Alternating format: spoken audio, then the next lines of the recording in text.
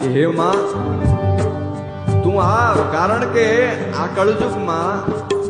કળયુગમાં અમે કામ ક્રોધ મદ લોભ મોહની ધૂળમાં રમી અને મેલા થઈ ગયા છે. હવે માં તું આવ અને અમને બચાવ, અમને આ ભવસાગર પાર કરાવ. પણ માં શું જવાબ આપે? માં તો એમ કે તારે મારા દર્શન કરવા હોય તો બીજે ક્યાંય જવાની જરૂર નથી. તારે જો મારા દર્શન કરવા હોય તો મારા મંદિરે પણ આવવાની જરૂર નથી.